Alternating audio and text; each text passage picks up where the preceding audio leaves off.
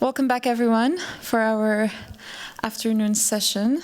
Again, thank you so much for the presenters in the morning session and also the early afternoon one. And now we're moving to panel number 3, entitled Innovating Urban Planning, AI Applications for Climate Resilience and Public Health. This session features 2 distinguished speakers whose work connects urban planning, technology, and health, which is very unique about this session in particular.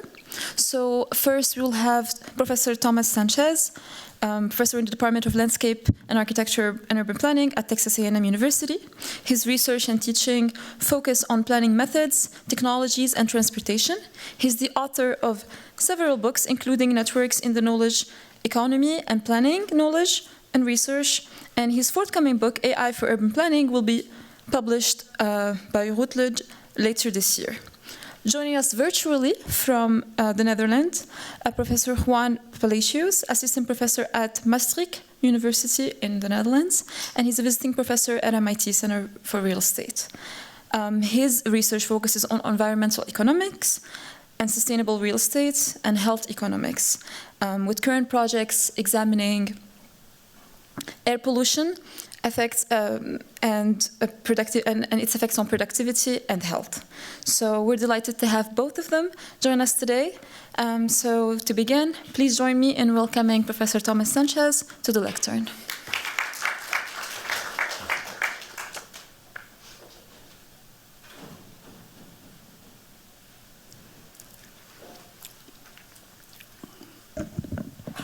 So good afternoon. Great to be here. I can almost see you. My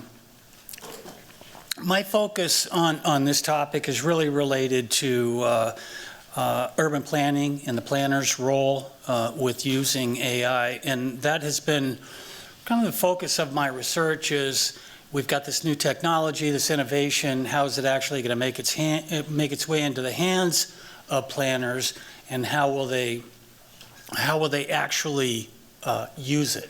We've got a lot of very, very interesting applications in terms of the research, but my interest being in how our planners going to use this on a day-to-day basis in their workflows.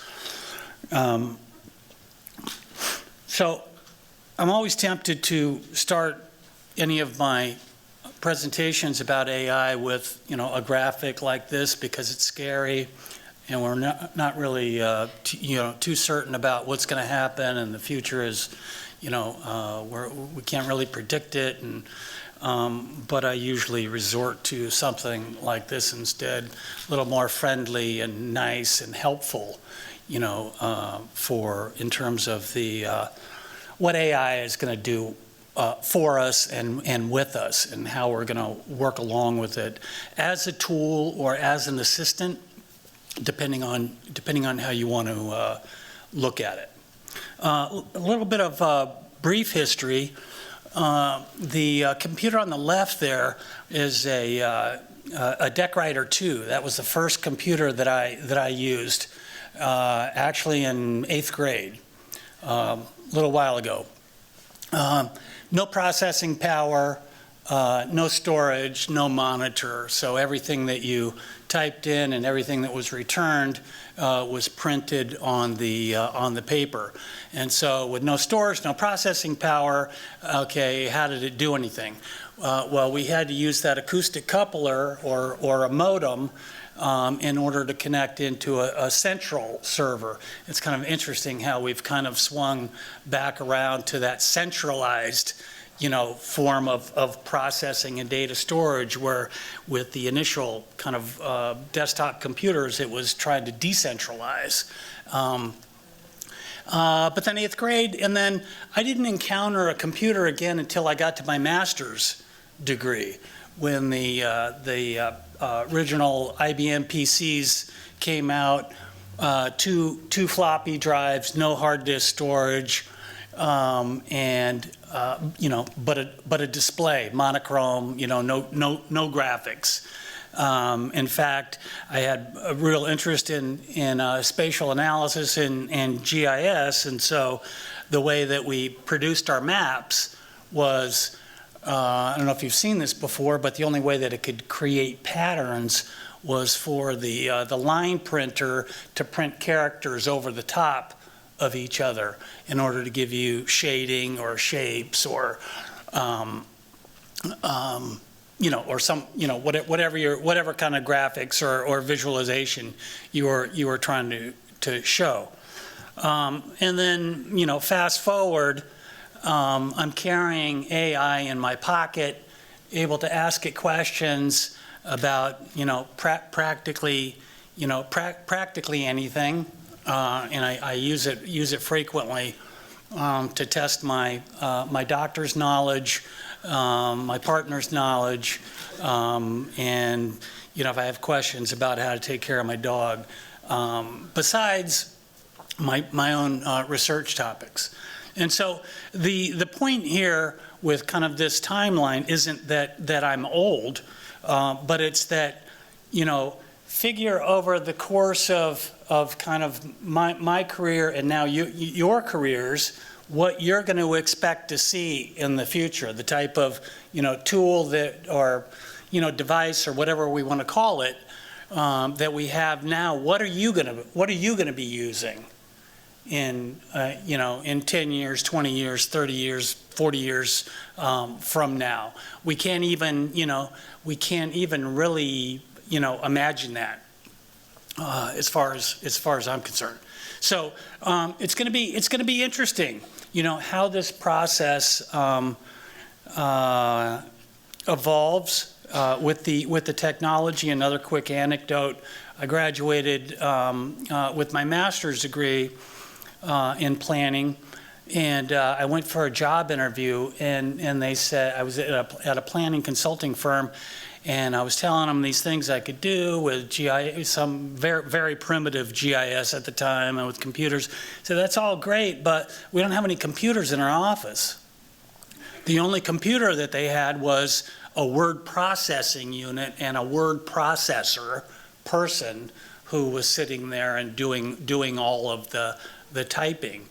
And so I thought, oh, I don't know what I'm going to do now. I guess I'll go back to school, which is what I did. So, but this rapid pace of change, I think, is incredible, and will be very interesting to see what happens kind of in your in your lifetimes.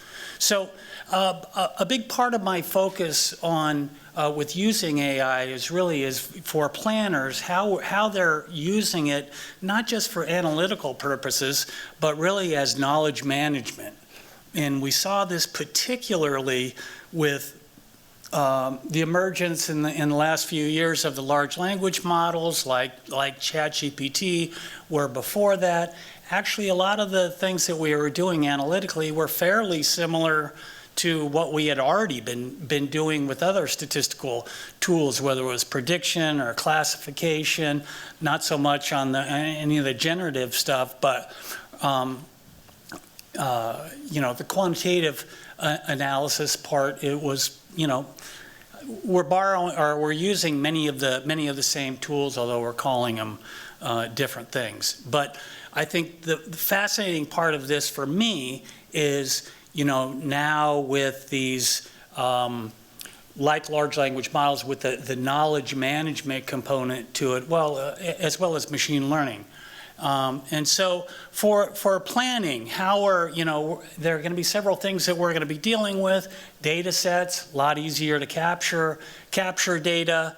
So on the data collection side, and if that's real time or if that's historical, we've got lots and lots of data being collected, and lots of devices,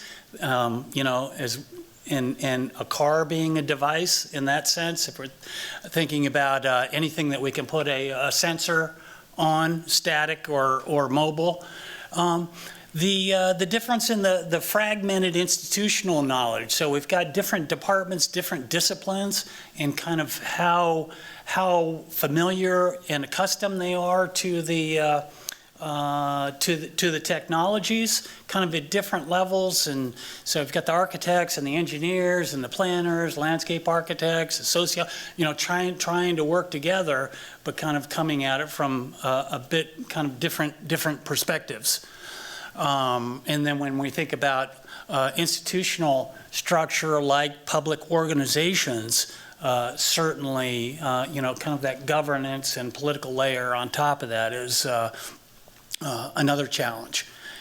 Speaking of which, the political cycles that we're seeing and what we are and are not allowed to emphasize anymore, or what we are not allowed to collect data about, or the language that we can use. And so certainly some considerations around that.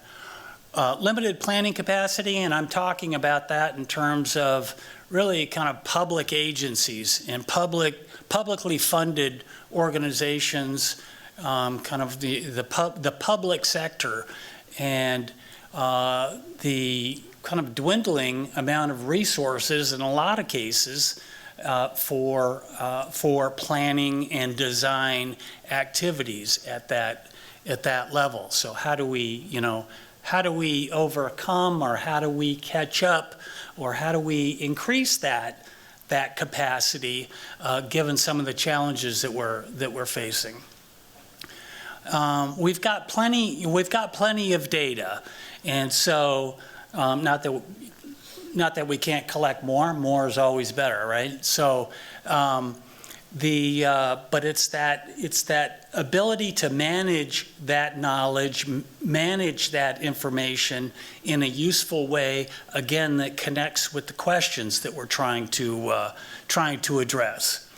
And again, the data silos, going back to kind of the fragmentation in these institutions and organizations, and how do we get kind of the different groups, different agencies, different departments to talk to each other, to share data, given that there are going to be different levels of privacy associated with different kinds of data, and the willingness to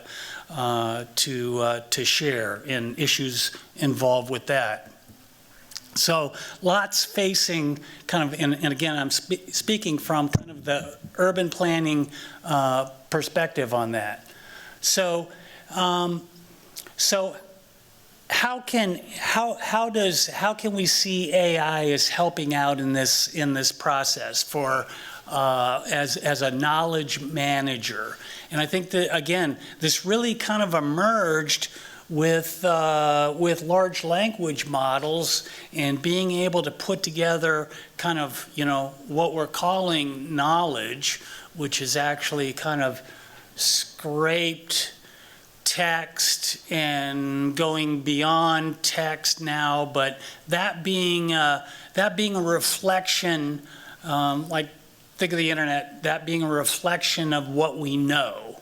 And so whether that's actually not knowledge or not, at least it's some kind of expression of kind of what we've documented, what we're talking about, kind of, some kind of intelligence. And so, but how are we going to use AI to manage that? Obviously, we can use it to help organize, connect these different data sets together, and a big part of AI is looking for patterns in the data.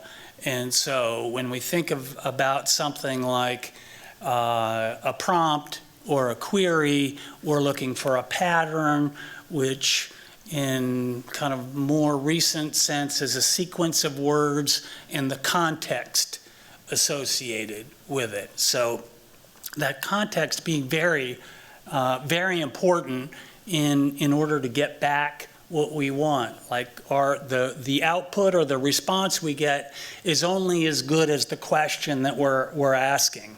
So, we think about, asking somebody a question that somebody you don't know, and you usually end up following up with them. Well, what do you mean by this, and what do you mean by that? Kind of similar to what we see when we're working with ChatGPT or one of these models, when we're trying to give it more specifics. We're trying to give it more context to get the information back out that we need. So we're using these tools in terms of retrieval to get this, to get that information back out.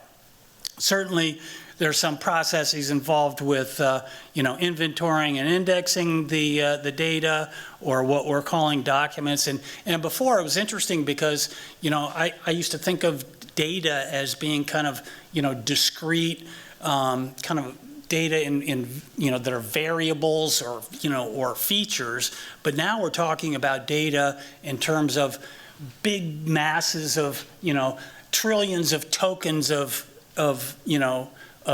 text data, that being the data that we're working right now, not, kind of in a, not in a necessarily a structured format. Well, some kind of structure to it in terms of kind of rules of language, but now the data is kind of everything that's been said or everything that's been documented or recorded. So I think that's interesting from kind of a knowledge management perspective. Also, planners are now using some of these tools to synthesize and to aggregate community input. And so, and whether that's being taken off of the web, or whether that's being pulled from social media, or whether that's from public meetings, lots of different sources, but being able to draw this in, and instead of having an intern or somebody sit there and have to read through all of these individually and manually code or classify what the topics or the sentiment are, now we've got some tools to speed up that process. And then we're hoping to align kind of what we saw in the past as far as these kinds of data with what we expect to, or the data that we're collecting now, and whether it's in real time, matching those up and trying to make very, very kind of quick decisions.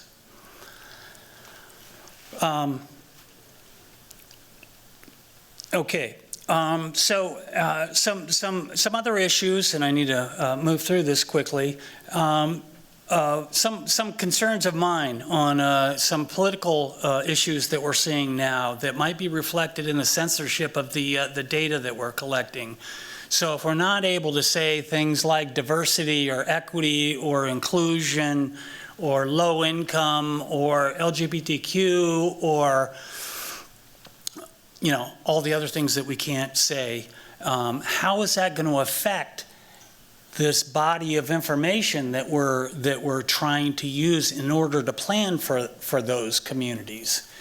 And so I think it's going to be a real challenge, and it's going to end up being kind of knowledge that's not paid attention to or erased, which then directly affects our concern about equity concerns or issues.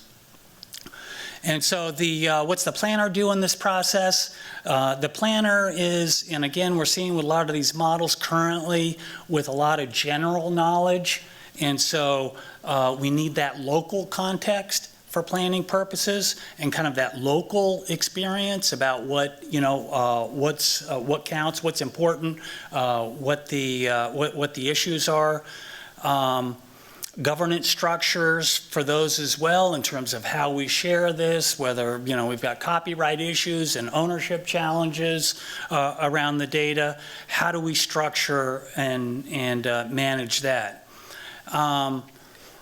And we've got competing interpretations of the data, and soon we'll probably have the large language the Fox News large language model, the CNN, the MSNBC and so forth, large language models. So depending on the answer that you want to get, you will go to, that particular kind of tailored model. And so, but now it's kind of this role of planners, and again, my focus is on planners here, but I think this extends to several different fields, is really kind of being the stewards of this, of this information, using some of these new technologies and tools. So, what does this look like? And so when we think about like a knowledge manager, kind of a curator, being able to select the different data sources, types of data, kind of the context of that data, on through. That might be taking out of our hands, and so we've got like a consultant or some outside kind of external help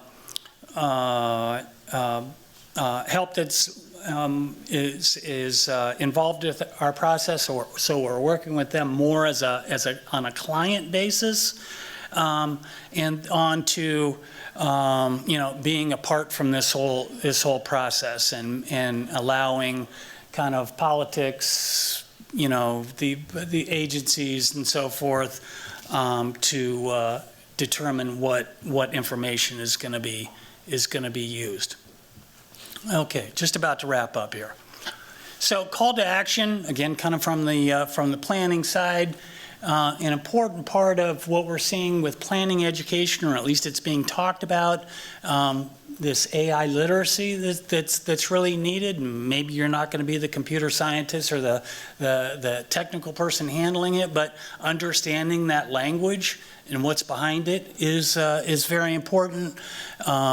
A focus on equity in terms of the input of the data and and output, issues around bias and misinformation or disinformation, and making sure that we're connecting with the community. And a big part of that is around concerns around building trust, participation, kind of community involvement, and being transparent in this whole process.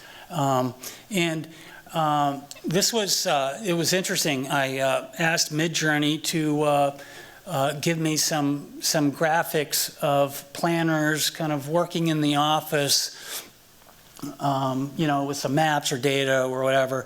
And I thought it was quite interesting that it gave me white guys in suits, which I don't think this is a very good reflection of planners, doing their, work, doing their work. But I thought this was interesting that it returned. Maybe it's changed since yesterday.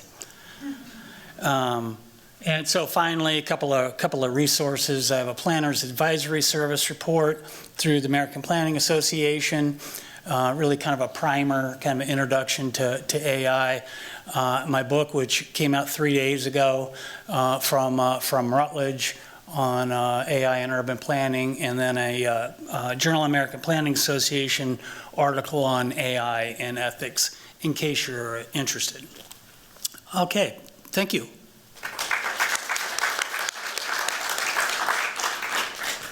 Thank you so much, Professor Thomas. We have time to take one question real quick. So if the audience have any immediate questions.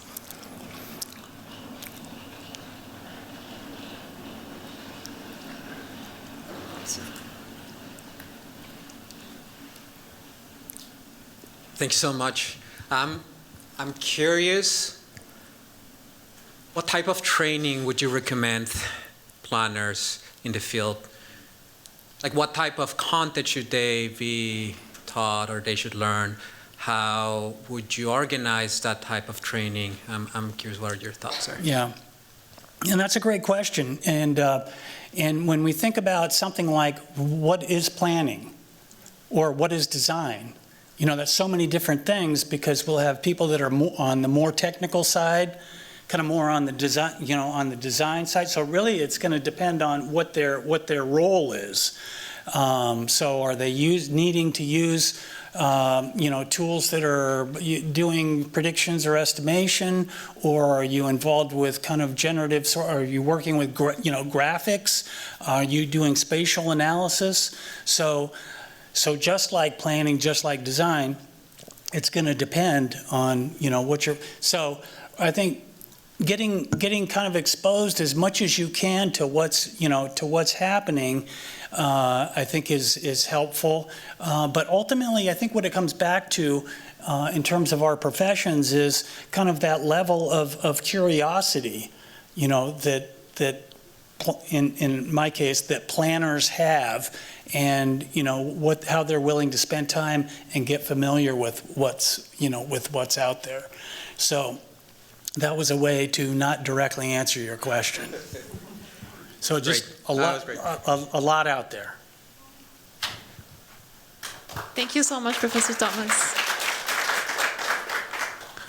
Okay, so now I just want to quickly highlight that we're going to be having our second speaker, Professor Juan Palacios, who's joining us from the Netherlands over Zoom. Thank you so much. Please take it away. Thank you. Thank you so much, Lyna. And it's been great so far. Thank you for inviting me. I learned a lot already from the previous panel and from this panel for the sessions that I could join. And you can see that this is a greatly organized conference because papers connect with each other. And I was learning a lot from Professor Thomas. And one of the things that he said was the need of connecting databases and connecting data sources that are coming from different disciplines. And this is one example of that. This is an example of connecting a database that was there from the 1990s that was showing the rollout of a massive renovation program that was rolled out in Eastern Germany to the hospital statistics of the country that was never mixed before. So hopefully I don't disappoint you and actually live up to the promise of Professor Thomas in the previous talk that if you mix databases together, you can learn something. This is a talk about health. I'm personally very passionate about it, but I am an economist by training. And I got into this topic through economics and through housing economics and environmental energy economics. There has been quite a lot of programs across the world that try to renovate the building sector and the housing sector in particular with the premise of reducing CO2 emissions in the sector and to improve the energy efficiency of the housing stock. There has been a lot of work trying to understand what is the impact of those programs on the energy savings, energy consumption, and different metrics for households and household finance. What is the impact on the value of the house and so forth? You have there in GSD Professor Avis Divine, who did a lot of work on this. And what was really missing there was a lot of the impacts on household health. And the reason being that if you change completely the living environment of someone, you probably are changing something beyond the energy bill. And even if you only change the energy bill, one of the things that you can do with those savings is actually improve your health consumption and actually be able to have better health. But what you could see before this study and other studies that I've been doing is that most of the work that you had in the medical literature was actually being done in a small scale studies or using outdoor thermal comfort type of studies, where you could already learn some of the mechanisms through which improving the housing conditions, and in particular the thermal conditions of the house of someone, will have some health effects. So when you see the literature on how extreme temperatures impact the health of individuals, you see that one of the direct impacts goes through cardiovascular health. So basically, our cardiovascular system is acting as a thermoregulator of our body, and it tries to move blood from one side to the other faster or slower to make sure that our organs are always at a reasonable temperature to let them function in a proper way. So when you are putting the body in a thermal stress, our cardiovascular system has to work harder to make sure that our organs keep functioning properly, and ultimately could lead to problems of heart attacks and strokes and so forth if you are systematically exposed to that, or if you already have some preconditions and are exposed to such those type of stressors. It also, cardiovascular and respiratory systems are quite connected. So there is also some impact, some research around the impact of respiratory health that these measures will have. Now, what we knew before this paper is that this was playing around with outdoor measures. And when it comes to indoor measures, there was very limited to certain small scale studies where they were doing some control experiments. But because of the lack of billions of dollars by researchers, you could not do it at the scale. Or it was actually done in developing countries where some major subsidies or aid will actually transform the houses, but in a ways that we will not be able to apply it to the Western or the European, US housing stock. So the question was, okay, can we still use these type of measures, housing in particular, an improvement in housing conditions, to actually support the public health of individuals that are not in the extremely poor side of the distribution, but are actually in the mid-income side of the society.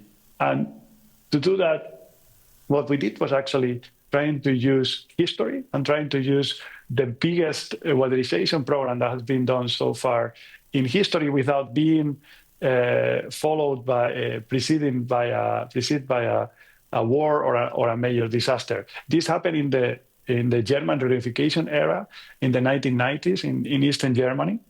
And what was really good back then, among other things, is that we already had quite some detailed individual data and longitudinal data on households, and in particular on the healthcare use of households. So back then we could actually have data on the rollout of the program, and I'll tell you a bit more in a second. And we will be able to actually connect this to longitudinal data on healthcare use and hospital records at the individual level. This was done at the whole region, so around 70% of the housing portfolio was renovated. And the good thing, and I'll explain this in a minute, is that this was already in a setting where the region was having Western level type of institutions. So the healthcare system, the labor market, and so forth was working exactly already as it was working in the West after the fall of the Soviet Union, and everything was already developed. And what we had is, over the period of 10 years, that the whole housing portfolio was being renovated in a setting that will allow us to understand what would that mean to the health of individuals. So this is the historical setting. In 1989, the Berlin Wall falls. In 1990, the East and Western Germany get reunified. And at that moment, what you had is that the housing stock of Eastern Germany was in quite bad shape. You had a lot of buildings were still damaged, and quite some of them were even inhabitable. So what they ended up doing is trying to invest in that portfolio. And if you look at not just general housing conditions, but in particular what was related to weatherization and thermal conditions of the house, you see that the difference between the West and the East was massive. So just to give you an example, central heating was something that was almost there in 3 out of all 4 houses in the West, but only 1 in 2 houses in the East will have a central heating system. The rest of the houses will have to find ways quite rudimentary to heat their home. The same applies to centralized water system and even indoor sanitation. Now, what did they do? What did the government do?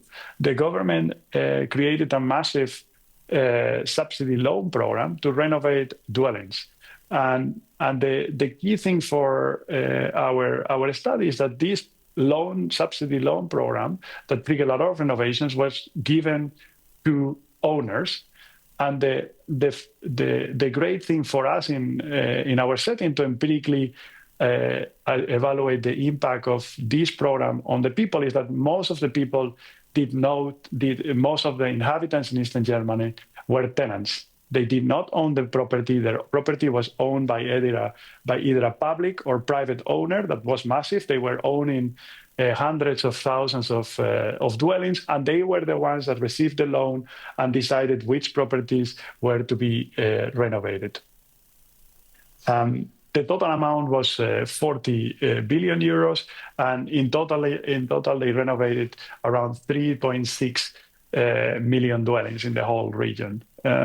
What they ended up doing was actually improving the whole weatherization. It was a weatherization program. It improved the thermal condition of the house, so they improved the insulation and they improved the heating systems of the property. So new windows, new roof, new facade, and then new heating systems was implemented there. This is how it looked in the data.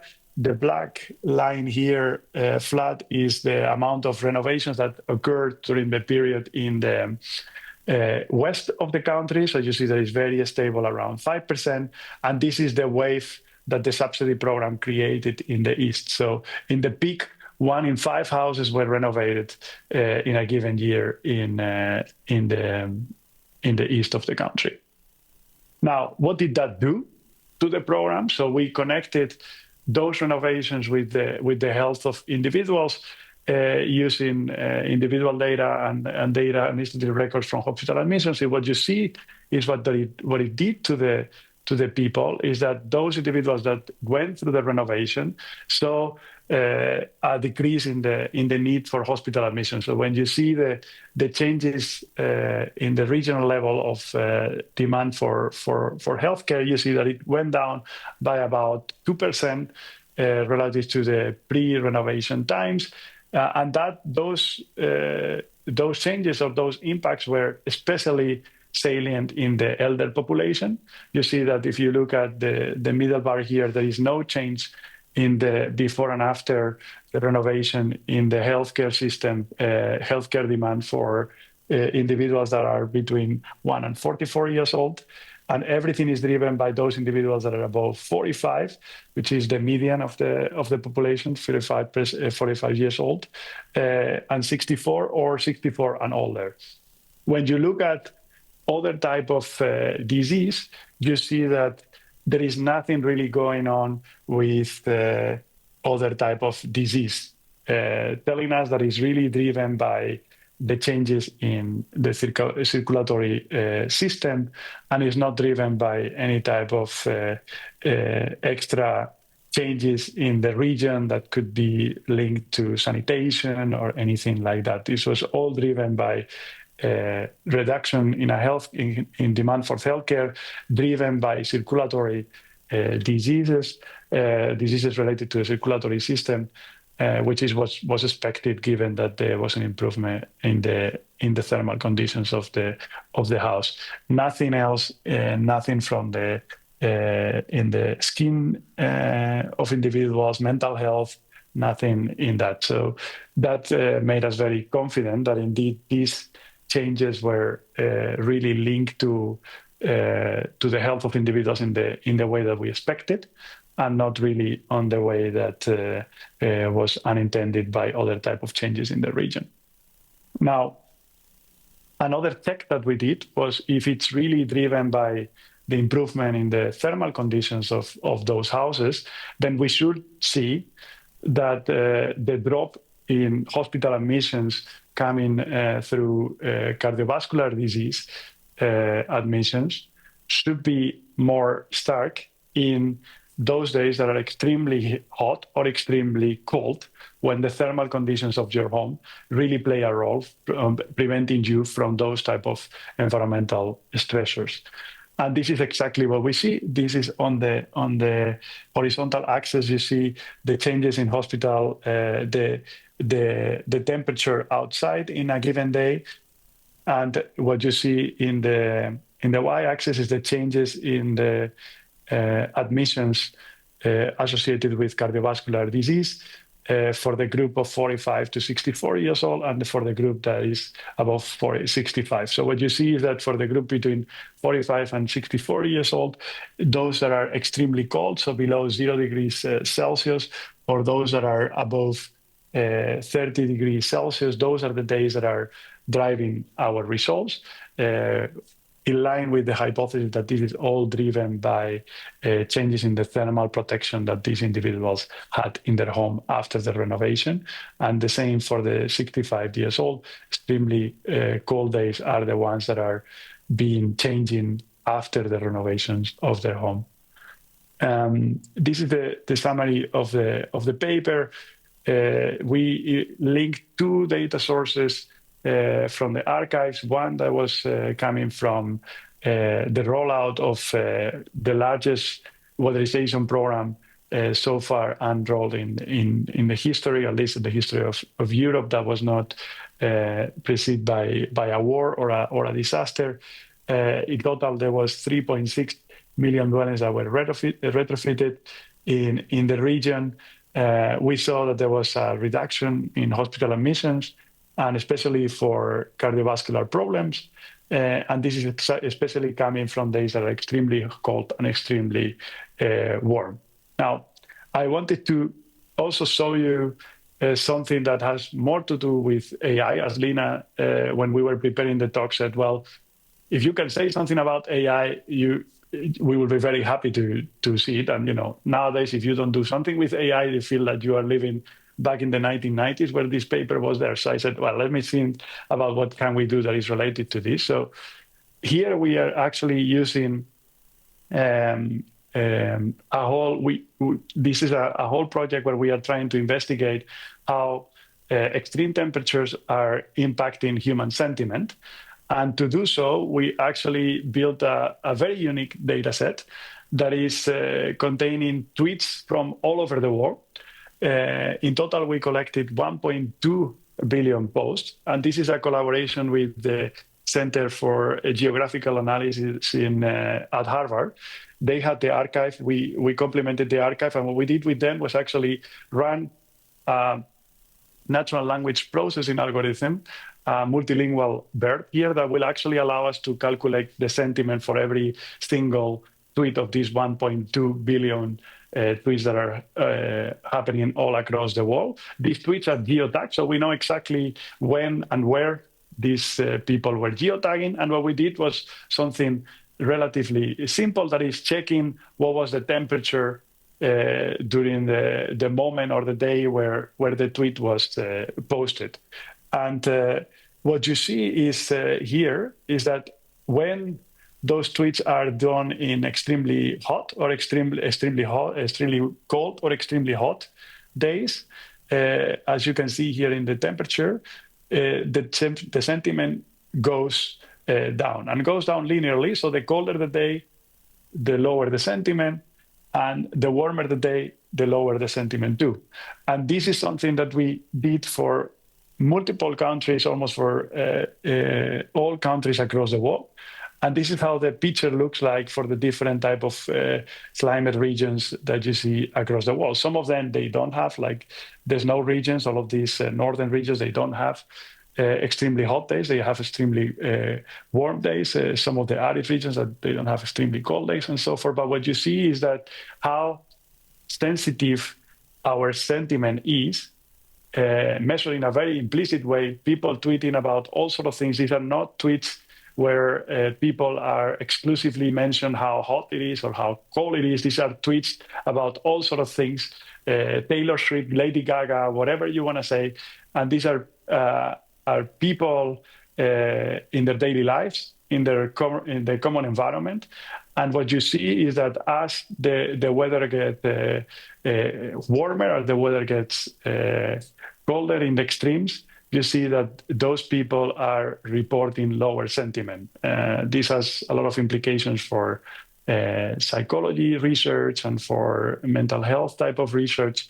There is some papers trying to link these type of things to more mental health, mental disease type of measures. This is just sentiment for us. We cannot claim anything more, but it definitely struck that all across the world, you see that being exposed to harsh temperatures is detrimental for the sentiment of individuals. And with this, I'm just on time, so I would like to thank everyone, and I'm looking forward to your questions.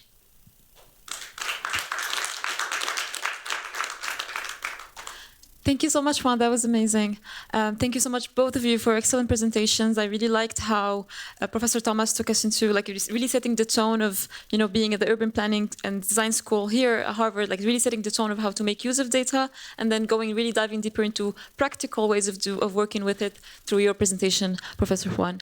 So with that being said, I just want to open up real quick for immediate questions that we have.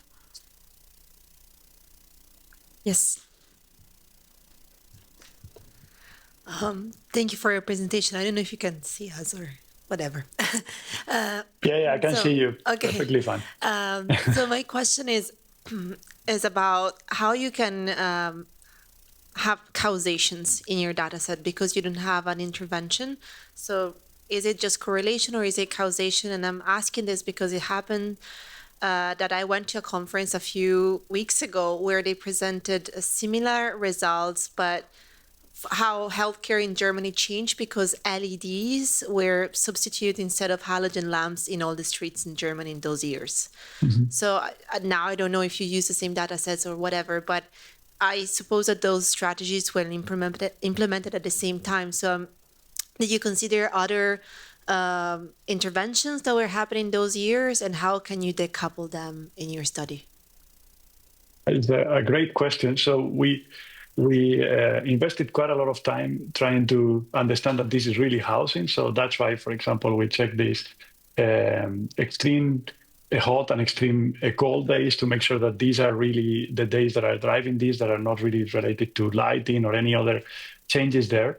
There are few things there that are important to know in terms of why this is really housing and is nothing else that was changing during those years in Eastern Germany.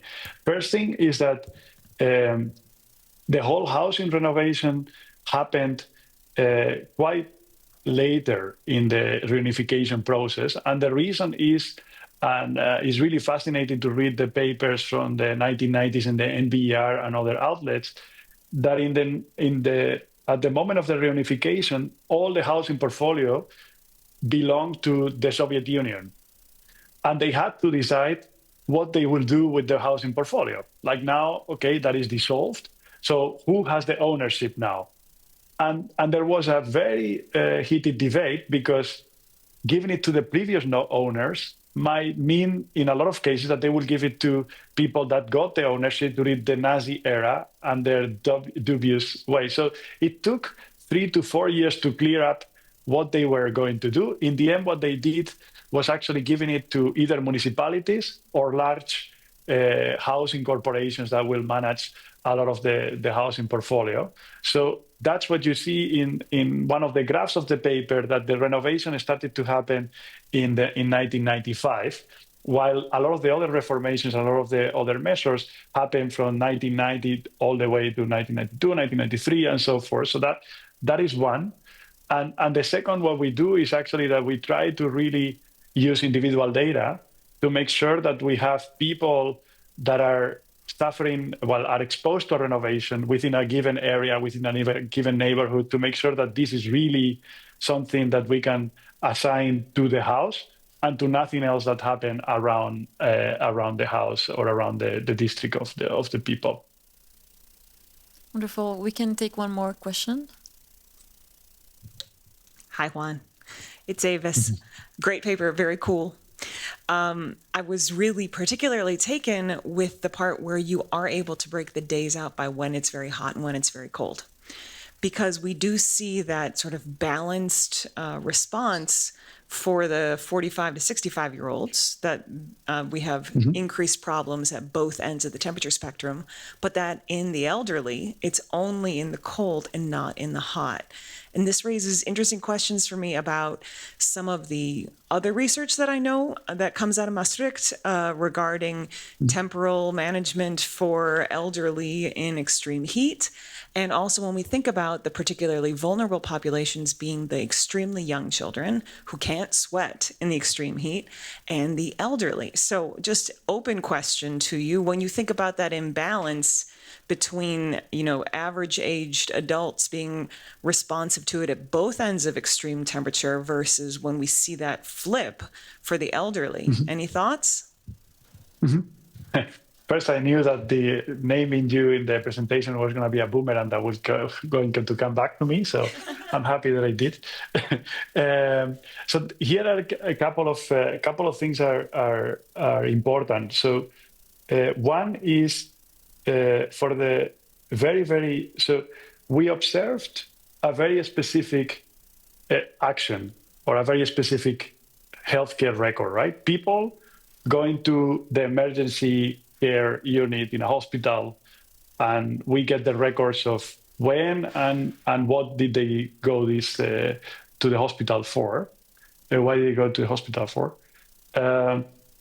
We don't observe all health parameters of these people. So when it comes to the very old, one thing that could happen is that the extreme heat is also affecting their health, but they actually don't make it to the hospital. It could perfectly be that these people are actually just hit very hard and they end up just being, and not being with us anymore. So that is one. The other one would be could be related to still this range of the mid-age population being less able, sort of like in line with your comment, to thermoregulate or to adapt their behavior to the heat and not being able to choose that they want to stay home because they need to go to work, and they might be actually more exposed to heat than the older population that actually is able to just stay home and be able to reap the whole benefits of being in a better home. And that's why we see those things that are not as salient there as otherwise. So there are multiple ways there that can be playing a role in the extremely hot days. We will need to have the full picture there with GP and with mortality data to make sure that there is no substitution of these different measures of healthcare, to make sure that we have the full picture and that we say, well, this is only mattering for the mid segment of the population rather than the very old. So for the very old, worry about only the extremely cold days to protect them.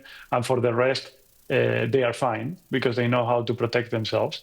So I will just have a measure of caution. Thank you so much, Juan. Now we can move to get to the discussion segment of the panel. So I'm going to invite Professor Thomas to the stage, and Professor Juan also remains with us over Zoom, and we can open up for conversation.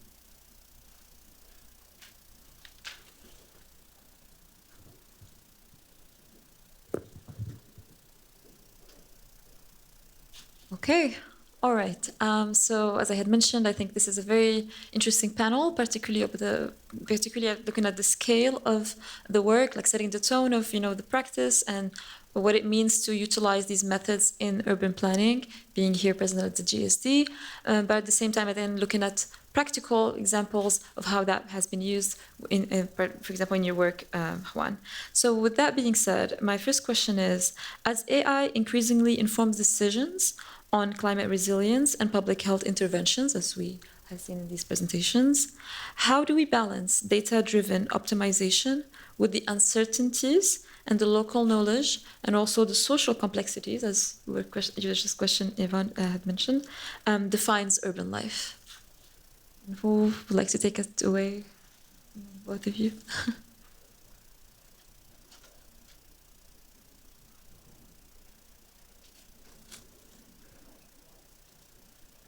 Any thoughts?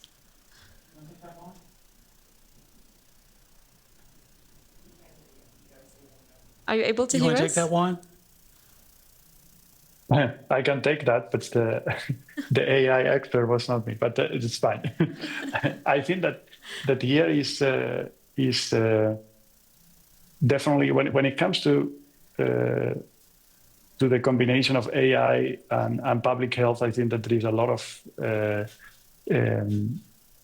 potential gains to do it, and especially when it comes to diagnosis and treatment, there is a lot of things that are there, and especially the bigger the data set, the bigger the potential it is for us to advance in these fronts and to especially also advance in the idea of fair treatments and make sure that we don't have anyone left behind, because that's what these models are very good at, to make sure that we take into account the whole population. We don't just move with the median or with the average of the population. There is a lot of gains there, but there is a lot of potential also for harm when it comes to drop of privacy and so forth that it is there, right? So now we have data and we have the tools to find a lot of information very quickly about someone there. So I think that there is a balance that we will probably miss someone with a more legal type of background to extract, but there is definitely a lot of upside potential from bringing that into the design of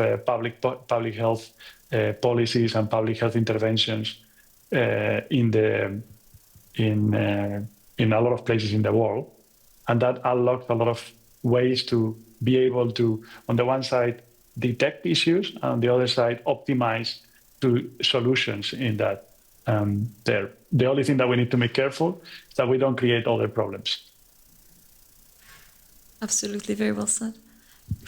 I think this is really fascinating. I'm trying to organize my thoughts here, but as a data collection mechanism, I'm thinking about the social media that Juan used in his analysis, and really the social media as a type of sensor. You had these people saying things that then the sentiment was interpreted. So it is, when we get to the day where these aren't devices that we're typing in, but these are actually embedded devices that are sensing it automatically, then we get this data collection on a large scale, where we have distress, or where we, where we have these incidences, and we're able to detect that. And I know that sounds kind of like science fiction sort of thing, but my guess is we'll get to the day and we'll think back and say, remember when we used to carry a phone? When we used to have to poke at it to get a hold of somebody or to say something, and we're already moving to conversational mode with a lot of the tools that we're using, and so that device, I don't know where it's gonna go in us, but it could start to pick up on these things like health conditions or emergencies or things that if you opt in, I guess. But interesting, from kind of a data collection and analysis perspective related to health. Absolutely. And with that being said, I think that leads to my second question, which is, now that we can model urban climate risks and public health risks and impacts, how do we prevent these tools from reinforcing, as you had mentioned, I think we kind of alluded to that question already, existing inequalities, inequities, such as like exposure to heat, pollution and like in marginalized communities in particular. So if we're really now bringing down the scale to targeting the specific communities, how would we go about it to not exacerbate things? I think that was kind of what you ended on, Juan. Yeah, something here like kind of connected also with the whole comment on social media and so forth. I think one of the things that we need to make sure that we do is that we don't leave anyone behind already in the data collection section, right? So if you are using, back then what we were using was Twitter, well, everyone that is not on Twitter is out of our data. That cannot be, right? So this is something that it is just quite interesting for us as researchers to make sure that we develop new tools and that we actually open new frontiers on how to explore the questions of that are interesting for society. But when it comes to have a public health or a public policy hat, that just cannot be acceptable, that we just only consider people that are on social media, or that we consider only people that are accessing certain type of devices and so forth, because then automatically you leave probably the most vulnerable side of the population behind. So from that point is one critical step. The other critical step is to make sure that we ask the right questions to those algorithms to make sure that we are not making the top side better only, but we at the cost of forgetting the people at the bottom layer of the distribution. Those are things, we have the technology. Technology will do what we ask the technology to do. So it's actually a matter of good policy and good ethics to make sure that technology delivers what society needs, and we don't leave anyone behind. And we do it from construction and not just basically just saying, we just realized that we don't have data from all this chunk of the population. Well, too bad, too late. That cannot be. Any thoughts you would like to add? Yeah, I think the representation is a very important point there, and trying to rely on, the social media data. We're only capturing, part of that population. However, we have a private sector that wants to do nothing more than get information to everybody, and they're going to continue to work at that, whether it's through a device of some sort or some kind of tracking, but they're going to continue. And I don't know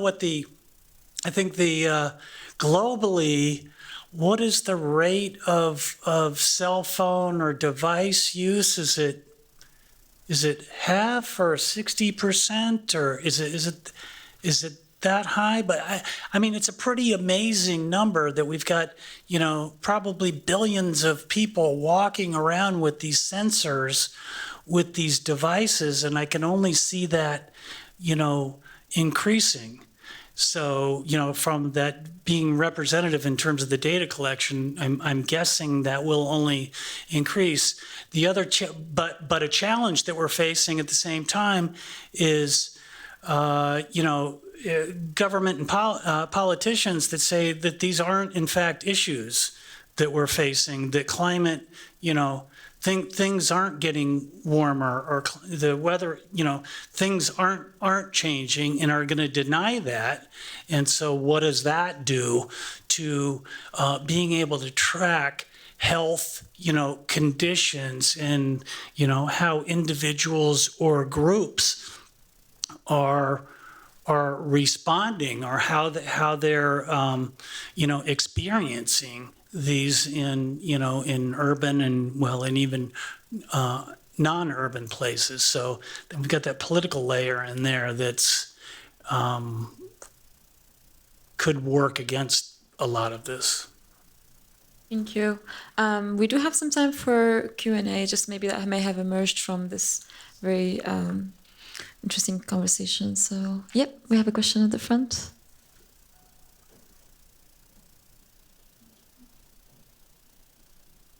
Thank you.